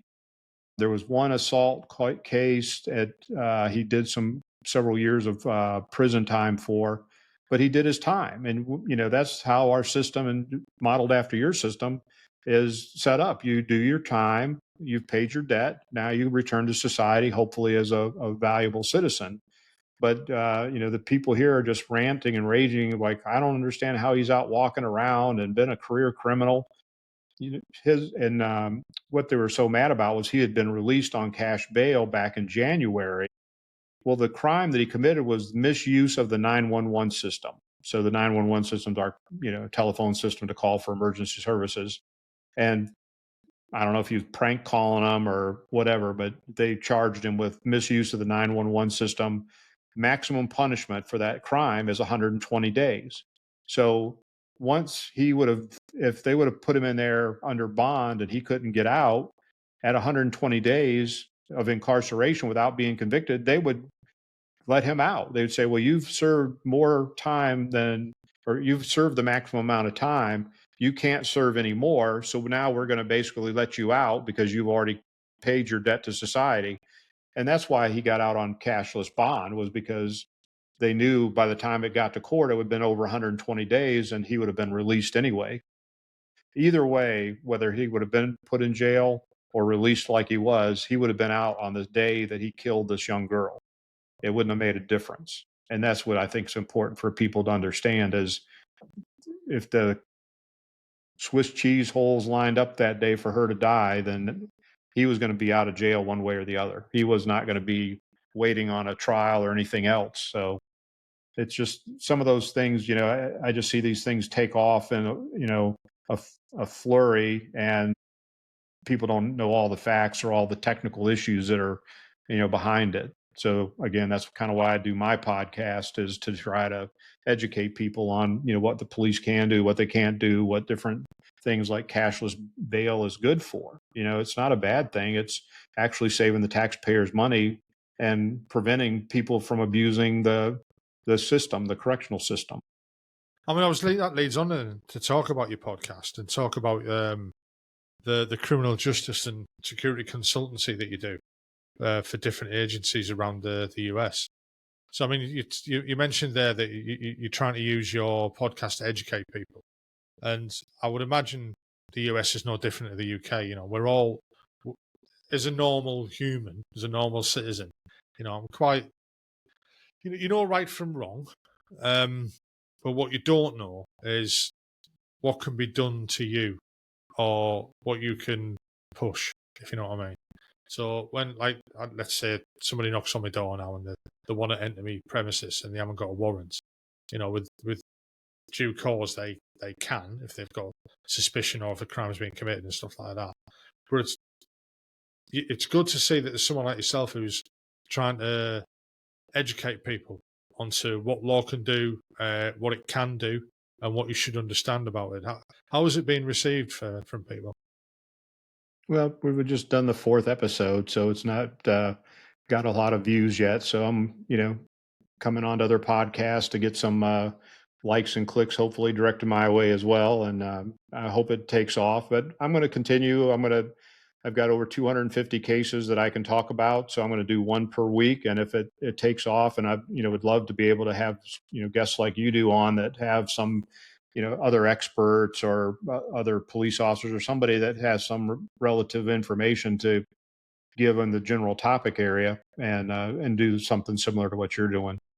And again, it's all about knowledge and trying to help people grow, because in America, crime TV shows are one of the main things Yeah. people watch, and everybody on TV solves the case within 45 minutes, and they all drive expensive sports cars and wear the best clothes, and it's just always Yeah, it's not the very case. glamorous. But real life police work isn't that way, and it gets pretty ugly. I mean, there's no pretty use of force. I mean, the police officers aren't Jackie Chan, that are very choreographed martial artists. I mean, they're punching, kicking, biting. I mean, they're doing whatever they have to do to get somebody under control, and it's not a very pretty sight. Yeah, yeah. I mean, I was going to say, come on, isn't it all like Miami Vice? Is it? I wish, Is it like CIS? have my Ferrari or my Humvee, and I think so most of yeah. I think most of the cop shows I watch are American. Actually, I'm guilty. I've got a guilty secret. I love one called The Rookie, which is just totally shit, but I love it. And I watch every season of it, and it's got no comparison or anything in the UK. It's just, if you've never watched it, look it up. It's totally just. Well, I guess I have my fiance's from London, so she'll Oh, know, I'm sure. And no, she's introduced me to a It's an couple. American show. Oh, it's American. Okay. It's just I don't know. It's just like a Yeah, guilty pleasure. she probably still knows, she likes that. So, but she's introduced me to a few that were British, and I think it has the British subscription for Netflix. So we watch some of the British shows as well. Oh, you have to start watching Grantchester and go back to watch them ones, and how they a policeman and a vicar. It's very British. It's set in the 50s. It's quite good. Another guilty pleasure. Right, it's been an hour and 36 minutes up to now, which has flown by, to be honest. I don't want to take up much more of your time, because I know you've got it's mid-afternoon over there. Yeah, it's a little after 4 o'clock in the afternoon, and it's kind of late in the day because you're just 5 hours ahead. I know my fiance's mother is like 7 hours ahead. She lives off the English Channel. I can't remember the city offhand, but in one of the little beach communities out there. So we're looking forward to coming back to the UK 19th of December and stay through the new year. That'll be good. It'll be nice and cold. Yeah. Yeah. I'm going to go to Savile Row and get my suit and get my measurements and all that taken care of. So I'm looking forward. That'll be my souvenir to get one day, but I'll have to do it 3 fittings. So, and they have people in the US, they have a trunk show. So I'll probably end up going to my second and third fitting over here, but at least the initial one, will be the fond memory. Yeah. And a mortgage to pay for it as well. I don't care about that. They made Napoleon suits back in the day, so maybe I'll get one like Napoleon had. Well, I hope you're taller. Yeah, well, I am. Yeah. Right. So I'd like to say thank you very much for appearing on my podcast. I've really enjoyed it. Honestly, it's been quite insightful, and it's nice to see a different opinion on things, as opposed to just like the UK side of it. So I appreciate you being very candid about things that we've talked about as well. That's what it's about, and my goal is to help people not make some of the same mistakes I did, or at least to be resilient and to set goals. Like I said, I'm very goal oriented, and if you have any interest in reading more about me, my book is called Being a One Percenter. Being a One Percenter, because only 1% of society serves in the military. Only 1% of society, less than 1%, serve in the law enforcement. Only 1% of society has a PhD. 1% is a pilot. So I'm a 1%er in a lot of things, and I've had a very good life, and it's been one of hard work. Like I said, my dad worked at the Ford plant building cars and was a part-time policeman in our small town, and so that work ethic, rubbed off. And I've by looking at my resume, I mean, I've done a lot of things in a Yeah. 45-year career because a lot of things run simultaneously. But I've got a wealth of experience, and I share a lot of that in the book. And every chapter has some life lesson to learn. So again, being a one percenter, and then the name of my podcast is Internal Affairs with Dr. Roy Taylor. You'll find a Dr. Roy Taylor on there that's a kidney specialist, but that's not me. So you have to scroll down a little bit more. He's got a lot more likes than I do, but Not for look much up longer, I Internal wouldn't imagine. Affairs. Not for much I longer. hope not. Honestly. We're gonna give it a shot anyway. So if anybody's interested in getting hold of your book, is it released on Amazon or anywhere like that, or is it? It is, yeah. If you go to Amazon, it's available in audiobook forms, paperback, and a hard copy. So you can get any format that you want. But it's worth a read. It's a good read, and it's all realistic. And it's got police tales in it, military tales in it, expert witness stories. So it's all encompassing, of just like our conversation today. I can't believe I never touched on this expert witness thing. I don't fully understand what it is. It's my ignorance. No, it's when I was looking you up, when you're on about your resume there, I think I accidentally downloaded it earlier, and it was just page after page after page of any qualifications. So I was just like, what am I going to ask him? I don't know what to ask him. Don't worry, I'll fill it up with talking. But the expert witness thing, just before we do shoot off and leave each other, do you just want to explain that to me, please? Sure. So what an expert witness's job is basically is to instruct the jury of a trial about whatever subject matter it is. And if you go look up, you can find an expert witness on anything. But my specialty is law enforcement and security. In most of my cases, I've done over 250 cases so far, and most of them are police procedures, mostly surrounding use of force or high-speed chases, canine utilization. So what happens is somebody feels like their civil rights were violated, mostly the Fourth Amendment, which is the right to be free from searches and seizures. And they'll file a civil lawsuit in federal court, and the defendants are usually the police department. So as a plaintiff's expert, I explain to the jury, what the law is, how training goes, what police officers are trained to do, what the department policies say, and then compare that to national standards and say, well, they did this right, but they didn't do this right. This is what they should have done instead. So I'm basically educating the jury because, like we mentioned earlier, their knowledge about police work all comes from crime TV shows. So those aren't always very accurate. So I'm basically there to explain the circumstances of the case and then how police procedures were used and whether or not they were according to national standards or not. It's up to the jury to decide whether they were right or wrong. That's not my job, but I'm just helping them make an educated decision. I mean, that must be quite a hard thing to do because, I mean, personally, I'd find, how can I put it? I'd be like trying to lean on the side of the police, I think, but again, in that situation, you can't, can you? You've got to be straight down the line. Right. You want to be unbiased about it. But, and I was telling one of the attorneys yesterday that I said, really, you should only have one expert, just one expert come in and say, okay, I've reviewed the facts and this is what I believe should have been done in this situation. But instead, there's a expert for the plaintiff and there's an expert for the defendant.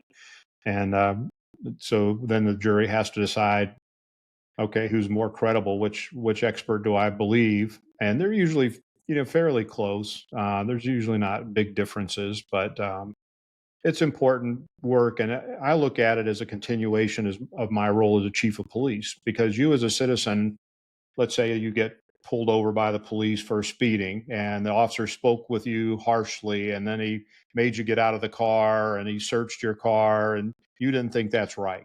So you go to the police chief and you fill out a complaint form and you say, Chief, I don't think this was right. I feel like he violated my Fourth Amendment rights. I don't think he had the right to do this.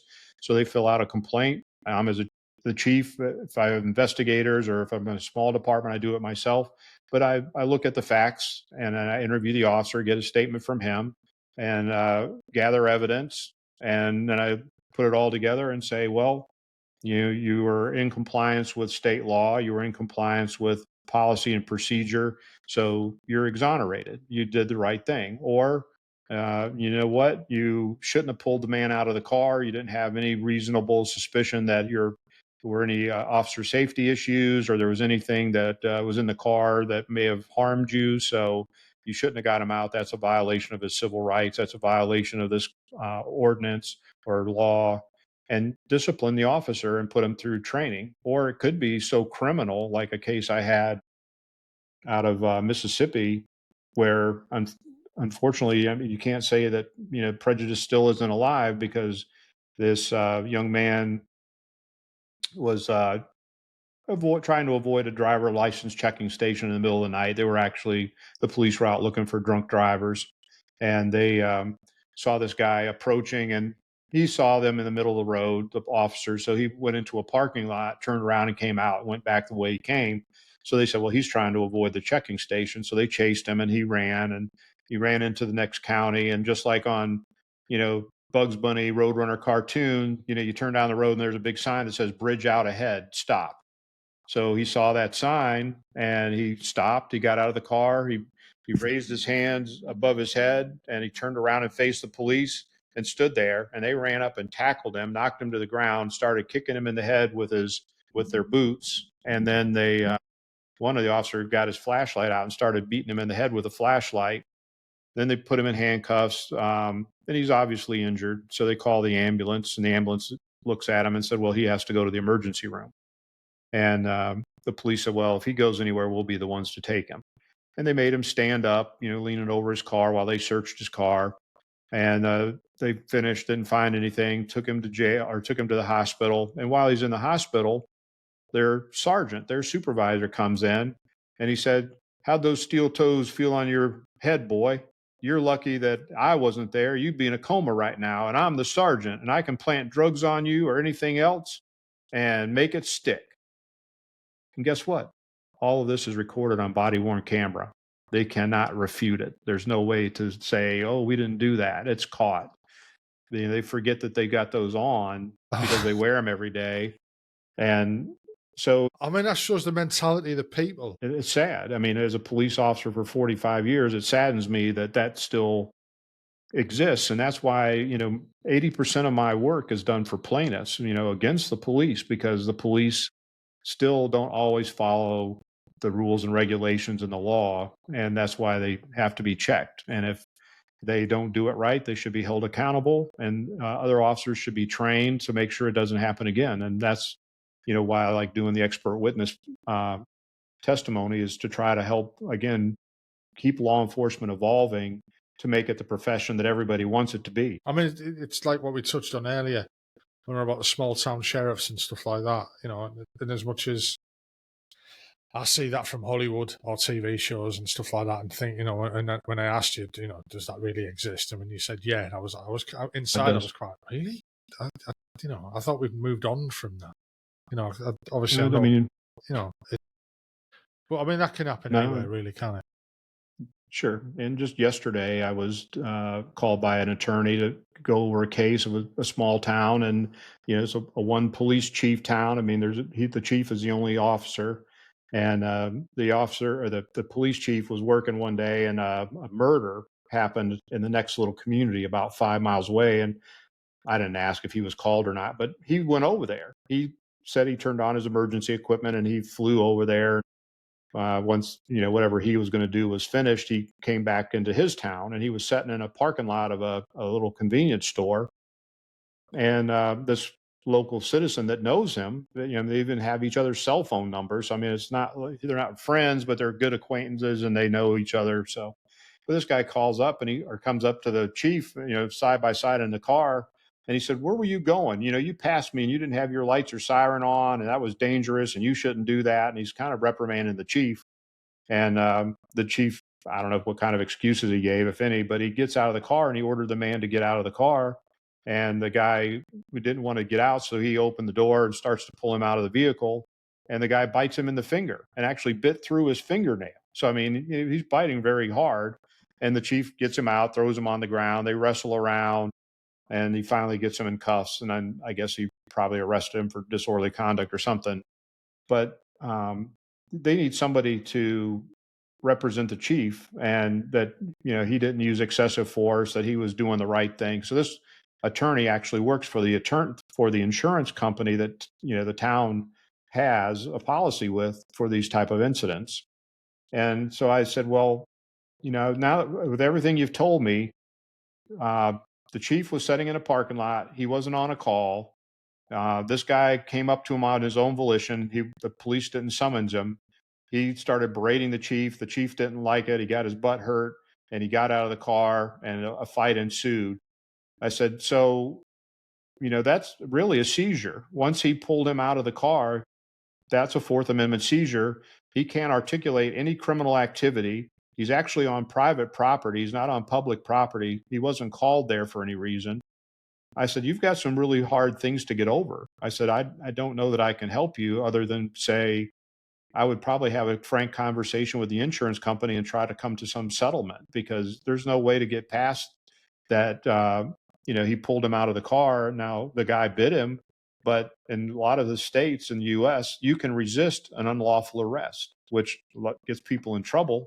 Because if you resist because you think it's unlawful, what do you think the police are going to do? They're going to come back with even more force. So it's why I always tell everybody, if you think you're being wrong, fight it out in court. You don't fight it out on the side of the road. You comply with whatever they say.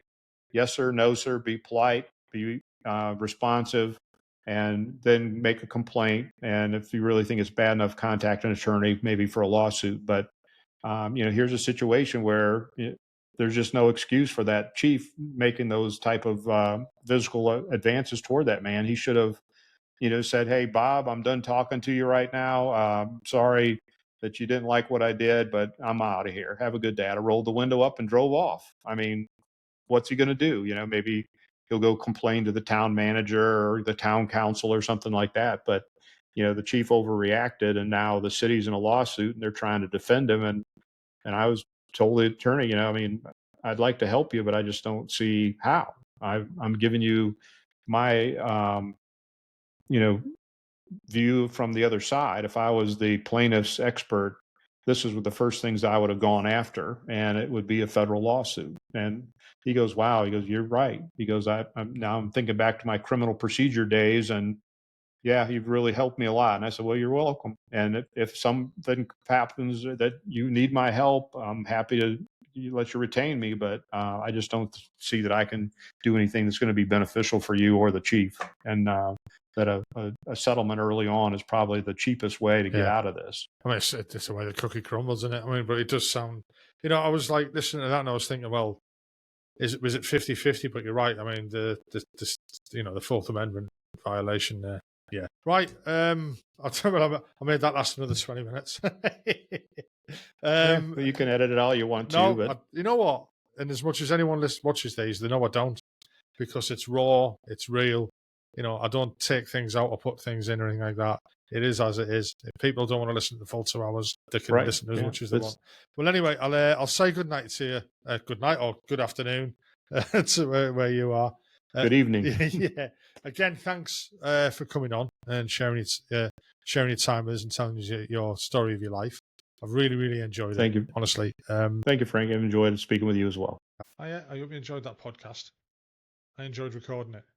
If you could just hit the like button, and also if you could subscribe and hit the notification bell, that'd be great, because it'll help the channel grow. The more people will see it, the bigger it'll get, and the more guests I can get on, and the more people can talk to. Well, I hope you enjoyed it, like I said. Look forward to the next one. Hopefully we'll be out next week as normal. Bye-bye now.